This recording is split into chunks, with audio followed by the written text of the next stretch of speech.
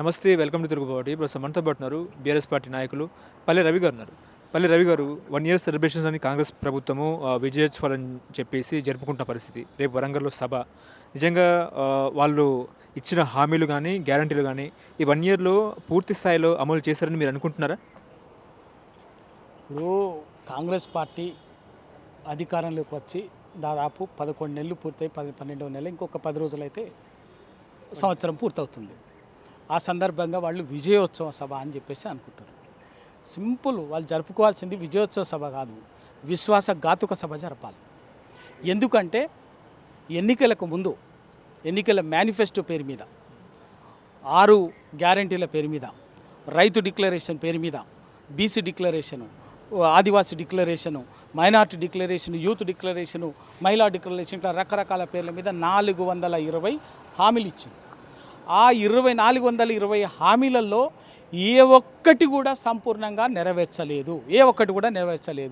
అన్ని వర్గాలను వంచినది, అన్ని వర్గాలను మోసం చేసింది, అన్ని వర్గాల ప్రజల విశ్వాసానికి అన్ని వాళ్ళని ద్రోహం చేసింది, మోసం చేసింది. కాబట్టి విశ్వాసఘాతుక సభ నిర్వహించాలి. ఒక్కటి కూడా వాళ్ళకు ప్రజలకు ఇచ్చినటువంటి మాట నెరవేర్చకపోగా చేసిన పని ఏంటంటే, ఇవాళ హైడ్రా పేరు మీద, మూసీ పేరు మీద కొత్తగా లేటెస్ట్గా చూస్తున్నాం. ఇవాళ కొడంగల్లో ముఖ్యమంత్రి గారి సొంత నియోజకవర్గంలో ఒక ఫార్మాస్యూటి ఇండస్ట్రీ పేరు మీద లంబాడి బిడ్డల్ని భూములు గుంజుకొని తరిమేసి ఇంకా ఉల్టా వాళ్ళని జైల్లో పెట్టి ఆ కుటుంబాలని వేధిస్తున్నటువంటిది కళ్ళ ముందు ప్రత్యక్షంగా కనిపిస్తున్నది. మొన్న ఉమ్మడి నల్గొండ జిల్లా రామన్నపేటలో ఇదే ఒక వైపున మాట్లాడుతుంటారు, మూసీ ప్రక్షాళన అంటారు, మూసీ సుందరీకరణ అంటారు, ఇదంతా చెప్తారు. కానీ ఆ మూసీ పరివాహక ప్రాంతమైనటువంటి ఆ వలిగొండ రామన్నపేట పరిసర ప్రాంతాలను ఇంకింత శాశ్వతంగా అక్కడి గాలి, నీరు, భూమి అంతా పొల్యూట్ అయ్యేటట్టుగా ఒక సిమెంట్ ఇండస్ట్రీ పెడితే అక్కడ ప్రజలు కూడా ఆ రోజు కూడా ప్రజలు దౌర్జన్యంగా దానికి అభిప్రాయ సేకరణకు వస్తే ప్రజలు శాంతియుతంగా అధికారులని చెప్పి ఇది కాదు అని చెప్పేసి తరిమేసినటువంటిది వాళ్ళు చూస్తున్నాం. ఎవరిని ఏం ఉద్ధరించిందని ఇవాళ ఏం చేసిరని ప్రజలకు ఈ సంవత్సర కాలంలో ఇవాళ మీరు విజయోత్సవ సభ పెడుతున్నారో ఇవాళ కాంగ్రెస్ పార్టీ నాయకులు చెప్పాలి. ఓకే, నిజంగా పూర్తి స్థాయిలో వాళ్ళ గ్యారంటీలు అమలయ్యాయని మీరు అనుకుంటున్నారా సార్? ఏది కాలేదు. వాళ్ళు ఫ్రీ బస్సు కళ్యాణ లక్ష్మి పేరు మీద, కళ్యాణ లక్ష్మి కేసీఆర్ గారు ₹1,00,000 ఇస్తున్నారు, తులం బంగారం అని ఇస్తామని చెప్పారు. తులం బంగారం ఇచ్చిండ్రా? రైతు భరోసా, రైతు బంధువు కేసీఆర్ ఎకరానికి సంవత్సరానికి 10,000 ఇస్తుండు, 2 సార్లు ఇస్తున్నాడు. మేము 15,000 ఇస్తాము, సంవత్సరానికి 3 పంటలకు ఇస్తాము, 3 సార్లు ఇస్తామని చెప్పేసి చెప్పిండ్రు. మరి రైతు భరోసా వస్తుందా? 15,000 వస్తుందా? 15,000 వచ్చుడు సంగతి ఏమో కానీ ఇస్తున్నటువంటి 10,000ను కూడా ఆపేసింది.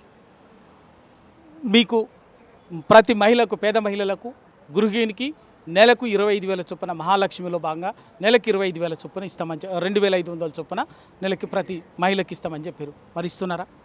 ఇట్లా చెప్పుకుంటూ పోతే పెన్షన్, ఆసరా పెన్షన్లు 2,000ని 4,000కి చేస్తామని చెప్పారు. మరి 4,000 అయ్యిందా? ఎవరికి వస్తున్నాయి చెప్పాలి. ఇట్లా వాళ్ళు ఇచ్చినటువంటి ప్రతి 420 హామీలో ఏ ఒక్క హామీ కూడా నెరవేర్చలేదు. రైతు డిక్లరేషన్ పేర్లు ఇచ్చినటువంటి దాంట్లో వాళ్ళ 2 లక్షల రుణమాఫీ అన్నారు. ఆ రోజు చెప్పినప్పుడు 60 లక్షల మంది రైతులకు ఇస్తామని చెప్పారు. ఇప్పుడు వాళ్ళే చెప్పి అయిపోయింది. బయట ఇవాళ మహారాష్ట్రలో ఇంకా బయట ఎన్నికల్లో మొత్తం ఏదో ఇచ్చేసినట్టుగా చెప్తున్నారు. ఇప్పటి వరకు 20 లక్షల మందికి చేయలే. ఓకే, బడ్జెట్లోనే 25,000 పెట్టి మోసం చేసిండ్రు. రైతులకి వడ్లకు క్వింటాలకు కనీస మద్దతు ధర మంచిగా ఇప్పించడంతో పాటు అదనంగా క్వింటాలకు ₹500 బోనస్ ఇస్తామని. మరి ఎక్కడ ₹500 బోనస్ ఎక్కడ వస్తుందో? కౌలు రైతుకు ఇస్తామని చెప్పిండ్రు, రైతు కూలీకి ఇస్తామని చెప్పిండ్రు, ఆటో కార్మికులకు సంవత్సరానికి 12,000 ఇస్తామన్నారు. ఇది మరి ఇవన్నీ ఎక్కడ ఒకటైంది? ఏది చేసిండ్రు? ఏ ఒక్కటి కూడా కనీసం చేయకపోగా వాటిని అడుగుతున్నటువంటి వాళ్ళని, వాటిని ప్రశ్నిస్తున్నటువంటి మీరు ఇస్తామన్నారు, ఇంకెందుకు ఇవ్వలేదు? 45 రోజుల్లోనే రైతు డిక్లరేషన్ అమలు చేస్తామని చెప్పి రాహుల్ గాంధీ గారు 45 రోజుల్లోనే రైతు డిక్లరేషన్ అమలు చేస్తామని చెప్పాను.